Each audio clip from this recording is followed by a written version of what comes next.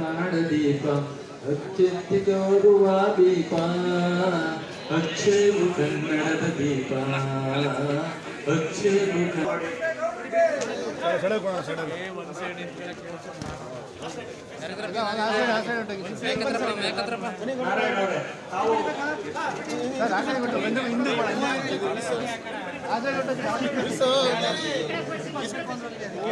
ಕಳಿಸ್ತೀವಿ ತಲೆ ಕೆಡಿಸ್ಕೊಬ್ರಿ ಕಳಿಸ್ಕೊಡ್ತೀವಿ.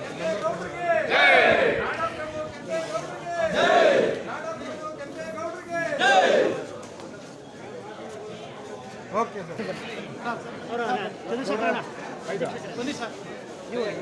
ಅಣ್ಣ ನೀವು ಅಣ್ಣ ಉಪಾಧ್ಯಕ್ಷ ಬಿಟ್ಟು ನೀವು ಮಾಡಿದೆ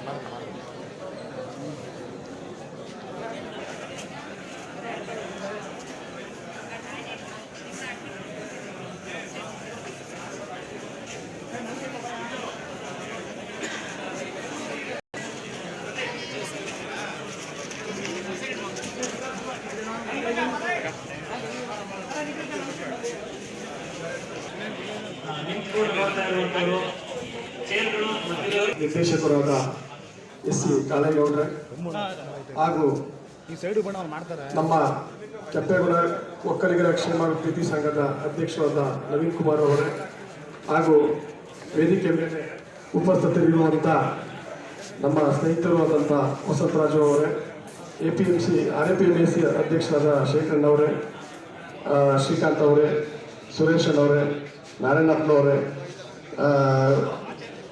RS ಮಹೇಶ್ ಅವರೇ ಹಾಗೂ ರುದ್ರೇಶ್ ಅವರೇ, ಚಂದ್ರು ಅವರೇ, ಗೌರಮ್ನವರೇ, ತ್ಯಾಗರಾಜ್ ಅವರೇ ಹಾಗೂ ವೇದಿಕೆ ಮೇಲಿರುವ ಎಲ್ಲ ಗಣ್ಯರೇ, ಇವತ್ತು ನಮ್ಮ ಹೂವು ತೆಗೆದ್ಬಿಡೋಣ. ಹಂಗೆ ಕಾಣಿಸ್ತಾ ಇಲ್ಲ, ತೆಗೀರಿ.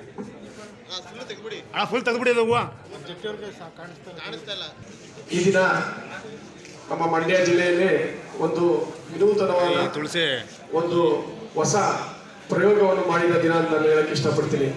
ಇವತ್ತು ನಮ್ಮ ಕ್ಷೇಮಾಭಿವೃದ್ಧಿ ಸಂಘ, ನಮ್ಮ ಒಕ್ಕಲಿಗರ ಕ್ಷೇಮಾಭಿವೃದ್ಧಿ ಸಂಘ ಅಂತ ಎಲ್ಲ ನನ್ನ ಯುವಕ ಮಿತ್ರರು ಇವತ್ತು ಶ್ರೀ ನಾಡಪ್ರಭು ಕೆಂಪೇಗೌಡರ ಜಯಂತಿಯನ್ನು ಆಚರಣೆ ಮಾಡುವುದರ ಮೂಲಕ ನಮ್ಮ ಇಡೀ ಮಂಡ್ಯ ಜಿಲ್ಲೆಯಲ್ಲಿ ಇರುವಂಥ ನಮ್ಮ ಒಕ್ಕಲಿಗರನ್ನು ಒಗ್ಗಟ್ಟನ್ನ ಒಂದು ವೇದಿಕೆಯಲ್ಲಿ ತರಲು ಒಂದು ಪ್ರಯತ್ನ ಮಾಡಿದ್ದಾರೆ. ಅದು ಒಂದು ವಿನೂತನ ಕಾರ್ಯಕ್ರಮದ ಮುಖಾಂತರ ಬಹಳ ಸಂತೋಷ ಹಾಗೂ ಒಂದು ಉತ್ತಮ ಬೆಳವಣಿಗೆ ಅಂತ ನಾನು ಕೇಳಪಡಿಸ್ತೀನಿ.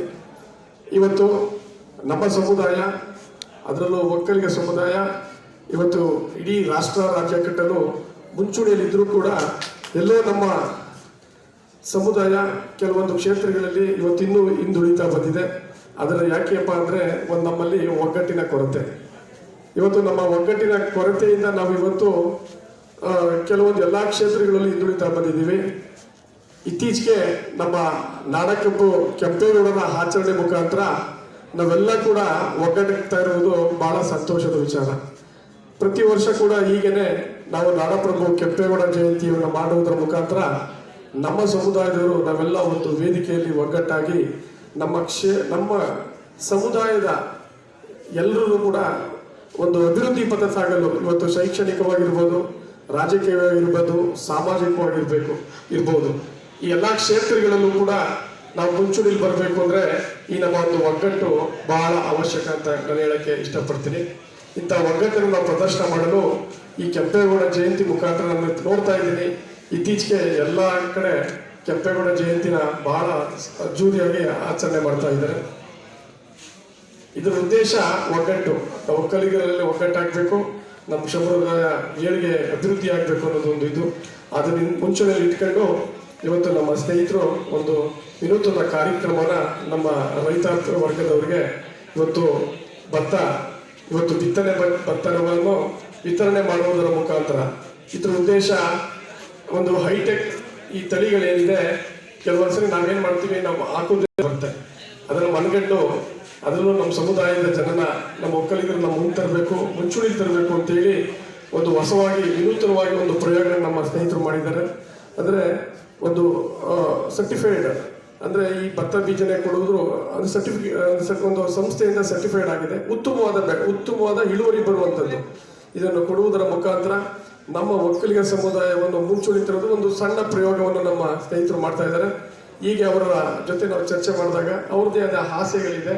ಈ ನಮ್ಮ ಒಕ್ಕಲಿಗರ ಕ್ಷೇಮಾಭಿವೃದ್ಧಿ ಸಂಘದಲ್ಲಿ ನಮ್ಮ ಸ್ನೇಹಿತರು ಮುಂದಿನ ದಿನಗಳಲ್ಲಿ ಈ IAS IPS KS ಕೋಚಿಂಗ್ ಕೊಡುವಂಥದ್ದು ನಮ್ಮ ಒಕ್ಕಲಿಗ ಬಾಂಧವ ಮಕ್ಕಳುಗಳಿಗೆ.